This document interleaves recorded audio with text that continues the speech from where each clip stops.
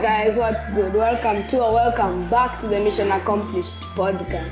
With me, your host, Lemuel, and sadly today our co-host is not here. He's attending to important things. Now today we have a special guest, because you know the rule in special guests only. Now I'll let him introduce himself. Thank you. My name is Maurice Otieno. I'm the Executive Director at Baraza Media Lab, where we are right now. This place is pretty nice, by the way. Asante. What is nice about it? Basically this place very nice. The floor is well done. Should like the ambience? If possible, yes. The feel is nice. Asante. Yeah. Asante. Anyway, guys, let's get into it.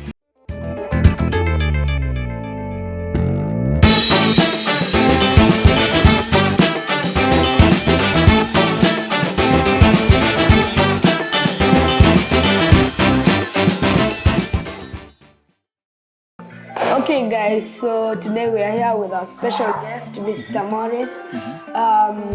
Tell us a bit more about your company.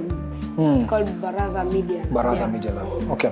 So Baraza, first of all, is a Swahili word for a meeting place.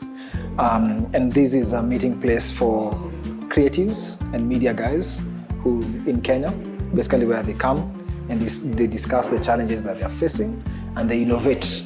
They try and come up with new ideas of how to make the media and the creative space a better place, either through technology or through research. So we do a lot of research and we work with young people or creatives to basically come up with new ideas. Okay, so can you tell us about your school life? My school life? Yeah. Primary or high school?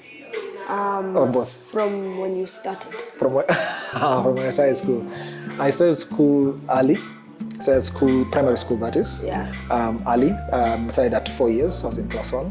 I know nowadays it's 5 years. So I went to school very early because my mom was a teacher, and that is the benefit of being a teacher's child. You go to school early.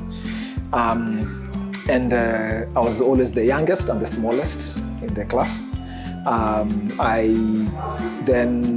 In primary school, I loved maths. And I loved English. Those are the two favorite classes that I used to take. But I never liked other classes. Unfortunately, like CRE was not my favorite, and other ones. Then I went to high school, boarding school. That's the first time I was going away from my family. I'm a family of 3 kids. I'm the only boy and 2 other girls. And boarding for me was fun times. It was always fun times because I didn't have my parents to tell me what not to do, but we have the teachers. So I was not naughty, but I was also not the most disciplined person. But it was good. It was a good experience being in high school, in a boarding school, all the way in Nyanza. So 8 hours drive. I always enjoyed the drives because then it's time to unwind with your friends and you're alone. Then I'm rushing over it so that we get to my university space where I came to Strathmore through a scholarship. But in secondary school, I played rugby. I actually tried basketball in terms of sports, but I was too short. And then I tried rugby. I tried football. And so schooling in Nyanza, especially boarding schools, those guys are massive. They're very big. So like one guy's leg was almost twice. Was also like my 2 legs combined. So I stopped playing because I was too tiny. Then I continued playing rugby because I was fast.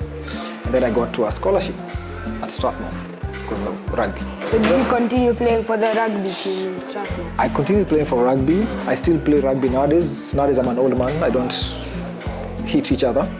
But I continue playing rugby in the evenings. I played rugby at Strathmore for 4 years. I played for other teams like Kenya Harlequins. I briefly played for another team called Nondis. And this is like playing for the national circuit league. Yeah, so I played rugby. It was fun. My school life was fun. This is the second podcast where we have someone who has played rugby. Oh, really? The first one was... Who was this? Ombachi. Oh, jeez. Yes, Ombachi. Was starting Baraza Media Lab something you always wanted to do, or did you have other visions? Wow, that's a good question. How old are you? I'm 12. That's a very good question. I mean, we did. I did have other visions, but I've always anything that I want to do. I've always wanted to do some work where I'm talking to people, I'm interacting with people. I don't want to have work, or I don't want to do work that I am forced to be just behind a desk and not meeting with people. So Baraza Media Lab offered me that opportunity where I meet and talk to various people and try to solve for their challenges. Because I think, so mostly because I'm a problem solver and I like meeting other people in a community setting, and I try to see their how to solve for them their challenges. That's why I ended up here. I've always wanted to be a musician. I do try to play a guitar. I think in my other life, if I was not doing what I was doing, I'll probably try music. It's not like I have the greatest voice, but I just like their vibe. Okay. Yeah. So do you necessarily have anything else that you do apart? Like, how do you balance your CEO life with your normal life? Like away from work? Away from work. How do you balance those two? I think I would not say I balance it. I'll say I compromise on some things. So what I do, for example, I stick to my rugby. On Wednesdays, I play my touch rugby with the old rugby guys. That I cannot miss. I do go for my gym life. I go in the morning. I also do morning walks with my kids on Saturdays, and those are non-negotiables. So that's where I compromise and I stop doing work. Then there are moments when I stop doing these other things and do just work, especially from 10 a.m. to like around 5-6-ish p.m. I only do work at that time. Of course, I do talk to my wife or my kids at some point. So I would call it more like work-life compromise, because a balance is like you're trying to balance. They'll never be equal. There's a point where work will be a lot. There's a point where life has just to be a lot, and you have to compromise. So that's how I look at it. But I strictly stick to my schedule so that I do my work. Yeah. Okay. What does a banana farmer wear? Which kind of shoes does a banana farmer wear? What kind of shoes does a banana farmer wear? A gumboot? No? Slippers. Why? Like slip. Oh. Knock, knock. Who's there? Hawaii. Hawaii? Hawaii who? I'm good, and you? Anyways. Knock, knock. How are you? Oh, anyways, all jokes aside. Yeah, those are dad jokes for a 12-year-old. How do you have dad jokes? Are legendary. Anyways, if that 15-year-old from you're in secondary school, yes, at that time, boarding school, at 15. Yeah. So if that 15-year-old was to come and see where you've reached now in life, what do you think he would think? Be proud. What would he say to you? Like, do you know the exact words? Would he say, "Oh yes, I knew you would do this"? Or would you... I think he'll be surprised that I did this. I think my 15-year-old was very much present in the moments and didn't think about the future that much. My 15-year-old was always celebrating and enjoying life at that time, but I didn't plan so much. So most of my family and friends always thought that I'm not serious, right? Even the 15-year-old me did not think I'm serious. So if the 15-year-old was to come in right now, I would be so surprised at how far I've come and what I've done. Maybe can I ask you a question? Yeah. You said you're 12 now, right? Yeah. What would you like to see yourself at your 24-ish? That's like 12 years from now. Wow. Or what would you like to be doing at that time? When I'm 24, I would want to be in a good university. Okay. I'm not really sure what I want to do in life yet. That's okay. I'm just trying many things. Yeah. As Chef Ombachi said, now is the time for mistakes. Yes. So I'm still trying out new things. I'm doing football, I'm doing music, I'm doing my podcast. Good.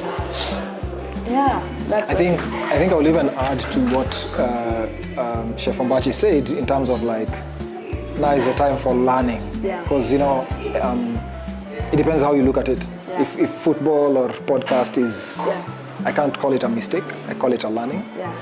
I think the older generation, we are the ones who look at learning as mistakes. Okay. So I will actually say now is the time for learning and just figuring out like, what do you like?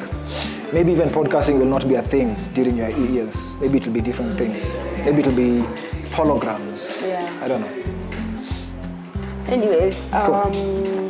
what would you say is your vision for say 14 years? In the next 14 years, what do you want to see Baraza Media like? Oh, for Baraza. Yeah.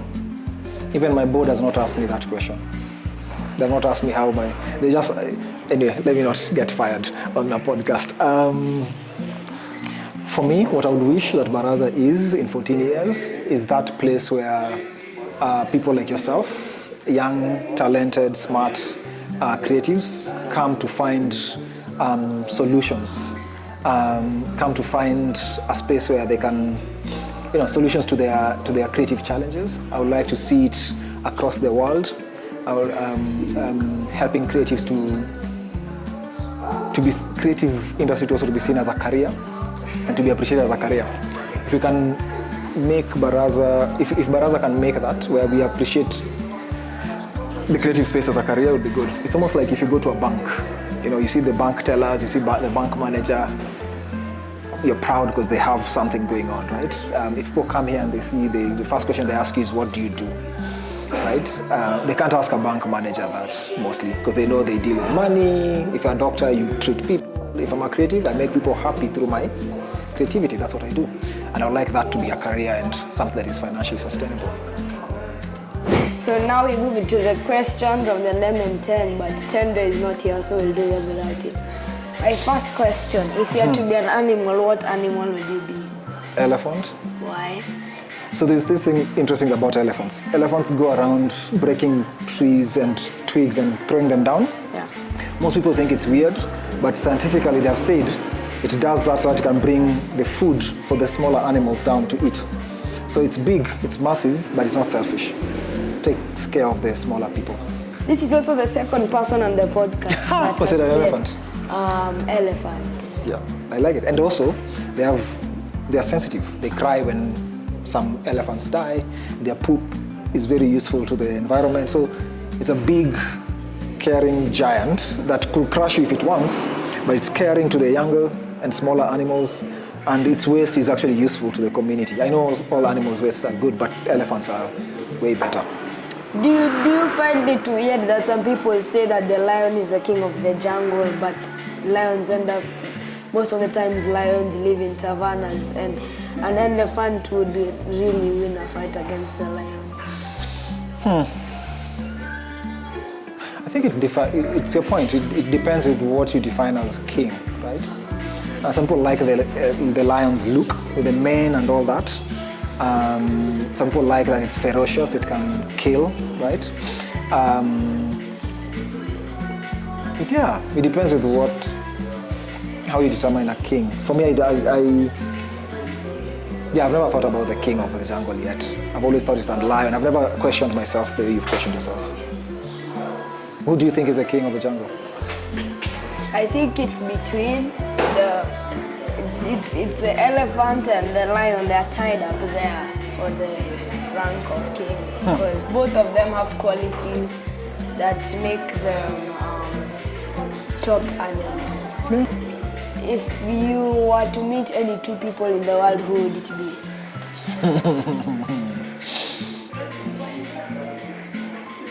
That I've not met yet? Yes. Maybe Desmond Tutu from South Africa. Somebody who's convicted into his work as a spiritual guide, but also convicted to treating people equally and speaking about it. Because I think right now in the world we need more people who speak up when they see bad things happening. Yeah. Right now we are very politically correct, so like people don't want to mention things that will make them trend or in a bad light because they fear. And for me, that's the person I would love to meet or to have met. Okay, anyways, guys, as I said, good things have to come to an end. So this podcast has been really fun. I've learned what Baraza Media Lab is. Asante. So what is if you had to tell the viewers, what advice would you give to anyone who would like to be in the media space what you do? Yeah. I think the media and the creative space has always been good for our mental space, because you listen to music when you're sad, when you're happy, you buy art when you want to remember things, you take pictures, right? So it has always been part of us. And anybody who wants to get into that space, like you, I'll just tell them to learn. Just join. It's never too late to learn. I've seen 80-year-olds who turn to be photographers, and that's what people retire, and they say, I'm retiring to take pictures of animals, right? Because it makes them fun. And to the parents, I'll just advise them that this space is something that can be a career for their kids, and they should just allow their kids to learn, including them also as parents. So I'd like to encourage people to just join the space and start. Do not think of how you don't like it, what you want to do. Do not overthink it. Just join. It's a space for your mental space and also for your financial space. Yeah. Cool. Okay, guys. Sadly, the podcast is ending. So tune in for the next episode. First, thank you for having us in your space. It's really nice. Karibu. Thank you for watching the episode, guys. Tune in the next time for the next episode on Spotify, YouTube, and Akili Kids. The main episode will be done on Saturday, and the replay will be done on Wednesday at 5:30 in the evening. See you there. Anyways, bye, guys. We are Mtoto News, a digital platform that empowers children. We curate and create engaging content about and by children.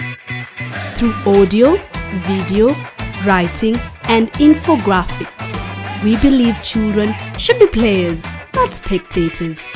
Through child-led research, we amplify young voices, shaping policies and programs. To partner or donate, send an email to info@mtotonews.com or call 0705 855258. Mtoto News, making children visible.